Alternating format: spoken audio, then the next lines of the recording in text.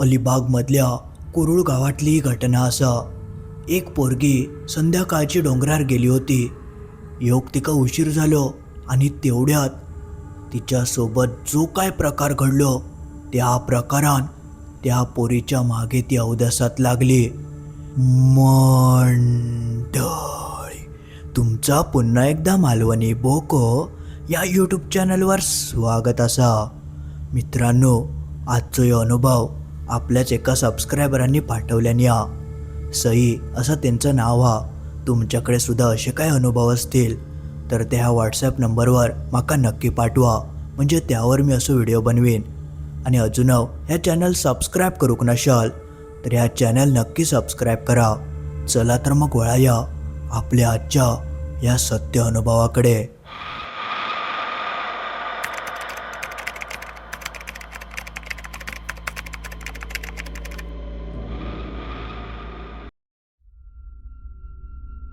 नमस्कार, माझं नाव सई. ह्यो अनुभव अलिबागमधल्या कुरुळ ह्या गावातलो असा. आणि ह्यो सगळो प्रकार माझ्या पणजी आजीसोबत घडलो होतो. आणि जेव्हा मी ह्या सगळं ऐकलंय तेव्हा अक्षरशः माझ्या अंगार काटो इलो. ही गोष्ट ऐकल्यानंतर तुमच्या अंगार काटो इल्याशिवाय रवाचो नाय. इतकी ही भयंकर घटना असा. शेवटपर्यंत नक्की ऐका. तर झाला असा, खूप आधीच्या काळातली घटना, जेव्हा माझी आजी साधारण 9-10 वर्षांची होती आणि तिची आई म्हणजे माझी पणजी आजी, तिच्या अंगात देवी यायची, म्हणजे देवीचा वारा यायचा. आणि त्यासोबतच तिका अशी निगेटिव्ह एनर्जी असत किंवा अशी अमानवी शक्ती वगैरे असत तर लगेच समजायचा भूतप्रेत काय बाहेरचा असत. तर बरीचशी लोक तिच्याकडे यायची. पण आमच्या कुटुंबात ती एक व्यक्ती सोडली, म्हणजे माझ्या पणजी आजीक सोडला, तर ह्या सगळा बाकी कोणीच करूक नाय. तिका फक्त तेव्हा तेवढा दिसायचा, नंतर कोणी असो काही प्रकार अनुभवक नाय. पण तेव्हाच्या काळी त्या गावातली माझी ती पणजी आजी खूप प्रख्यात होती. लांब लांबसून लोक तिच्याकडे यायची, कारण तिच्यात देवीचा वारा होता. त्यामुळे देवी सगळ्यांची मदत करायची. तर त्याच काळातली ही घटना असा. तर झाला असा, माझ्या आजीची एक मैत्रीण होती, साधारण 9-10 वर्षाचीच, कारण आजीसुद्धा तेव्हा लहानच. तर ती मैत्रीण एकदा डोंगरावर गेली होती.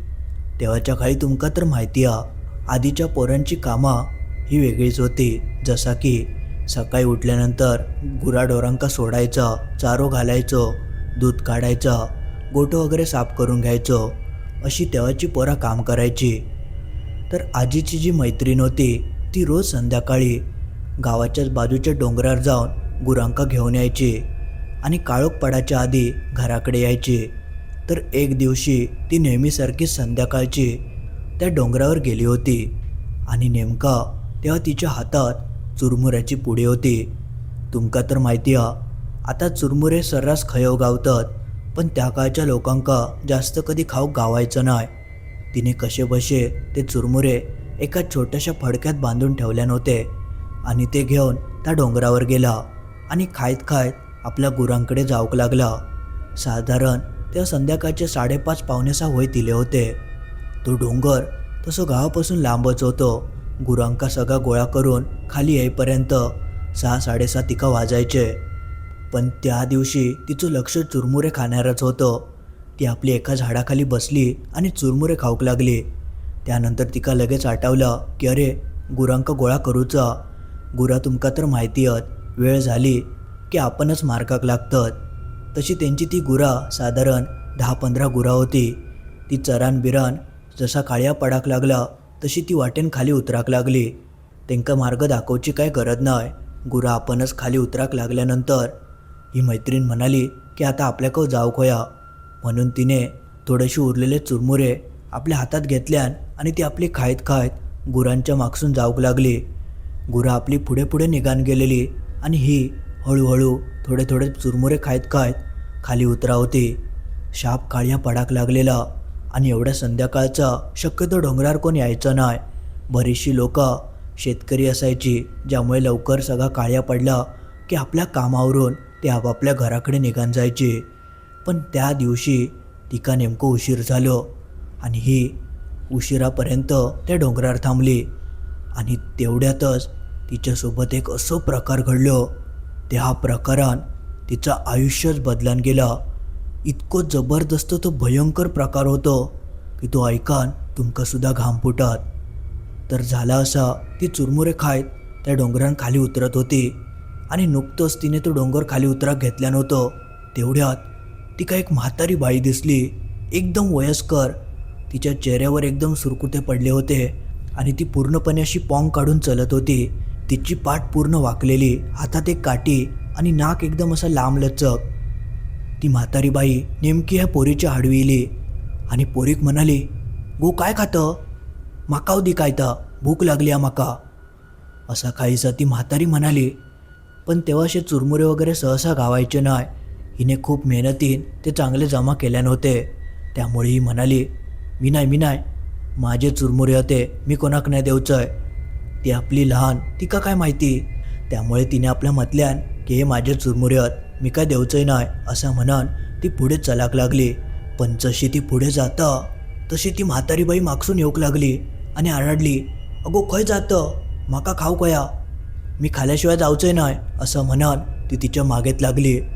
आणि ही पोरगी आपली सरासरा पावलं टाकत त्या म्हातारीपासून लांब पळाक लागली.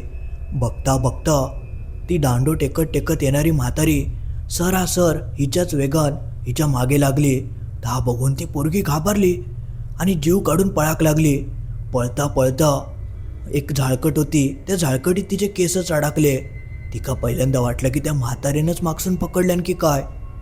पण जशी ती मागे बघता तर काट्याच्या झाळीत तिचे केस अडकले होते. आणि आधीचे मुली तुमका तर माहिती आहे वेणी बिनी घालायचे, तर तिची ती वेणी त्या काट्यात अडकली होती. तिने पटकन घाई गडबडीत ती सगळी वेणी पूर्ण सोडून काढल्यान आणि केस पूर्ण मोकळे करून तिने कसेबसे ते केस काट्यासून सोडवल्यान. आणि थैसून ती पुढे पळता तेवढ्यात तिका आपल्या समोरच ती वयस्कर म्हातारी एकदम उभी दिसली आणि म्हणाली, आता काय जातलं, आता तर तुका खाऊक देवचात लागतला. त्या म्हातारीक अचानक समोर बघून ही पोरगी घाबरली आणि पटकन तिने आपल्या हातातली जी पुडी होती चुरमुऱ्याची ती बाजूक भिरकावून दिल्यान. जशी ती पुडी बाजूक फेकता तशी तिच्या समोरची म्हातारी अक्षरशः ही उंच उडी मारून त्या पुडियाच्या जवळ गेली. इतकी वयस्कर म्हातारी अशी उडी मारून जाऊकच शकत नाही या तिका कळाला. ती पोरगी घाबरली आणि तेव्हा त्या म्हाताऱ्याचं जेव्हा तिने रूप बघितल्यान तेव्हा तर तिच्या पायाखालची जमीन सरकली. ती म्हातारी नाहीच होती, ती चेटकीन होती, चेटकीन. आणि तिने तिका धरल्या नव्हता.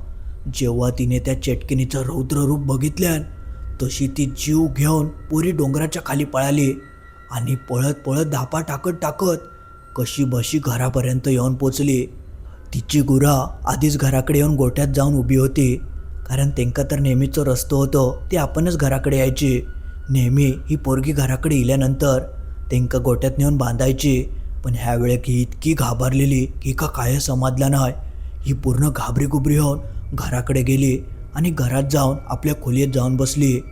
घरच्यांका कोणाकच अतो पत्तो नाही की हिच्यासोबत असं काय प्रकार घडलो असत. जेव्हा रात्री तिची आई जेवण वगैरे करून बाहेर आपली गेली तेव्हा तिने बघितल्यान की गुरा तर अशीच सोडलेली आहेत, त्यांका कोणी बांधूकत नाही. तशी तिने आपल्या मुलीक हाक मारल्यान, अगो काय केलं, गुरांका बांधतला कोण. पण ती पोरगी कायच बोलायच्या मनस्थितीत नाही होती. ती एकदम शांतपणे आपल्या खोलीतच बसून राहिली.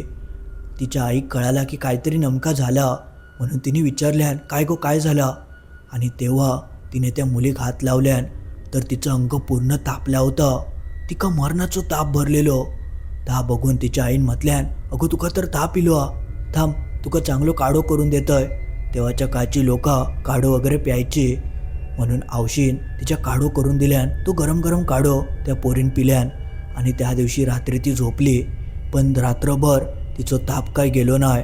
पुढच्या दिवशी सकाळी तिच्या घरच्यांनी तिका एका दवाखान्यात नेल्यानी, थंय जाऊन वैद्यांक वगैरे दाखवल्यानी वैद्यांनी काही औषधं लिहून दिल्यानी आणि त्यानंतर ती मुलगी परत घराकडे येली. पण पुढचे 2 दिवस त्या मुलीचं ताप काय उतारलो नाही. ती तशीच त्या तापात फणफणत होती.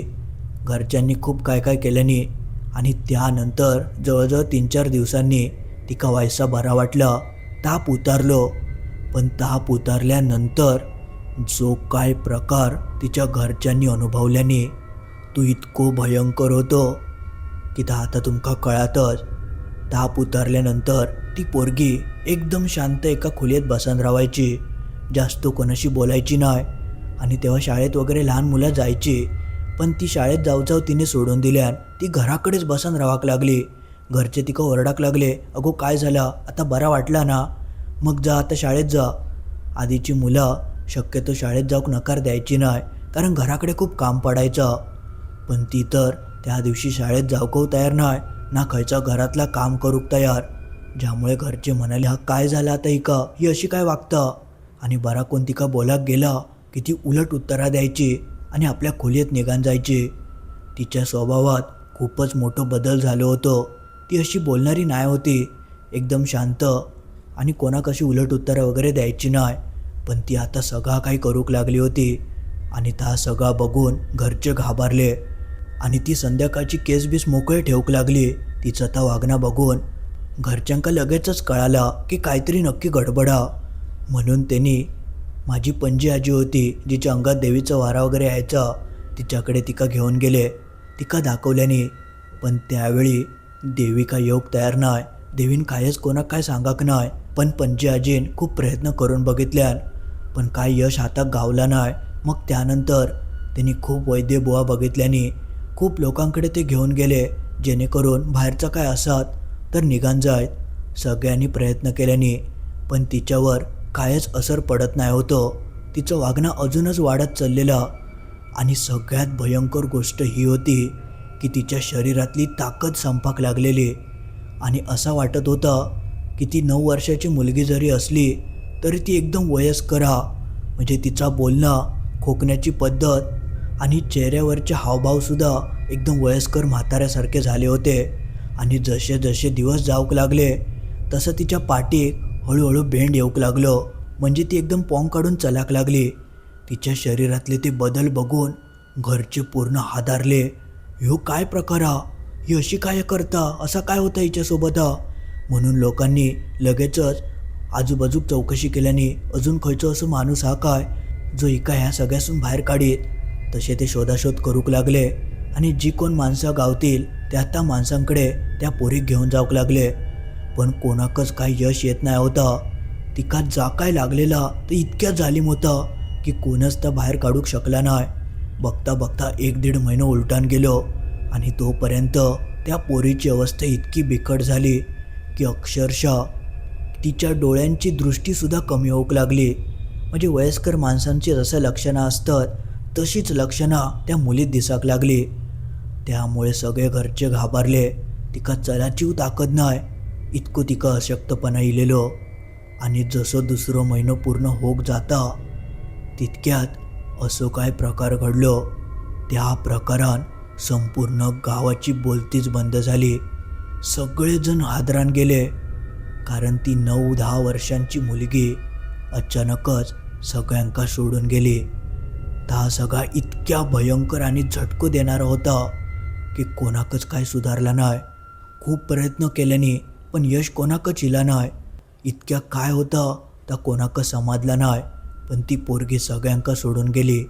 त्या दिवशी संपूर्ण गावात दुःखाची लाट पसरली होती. सगळे गावकरी गोळा झाले होते.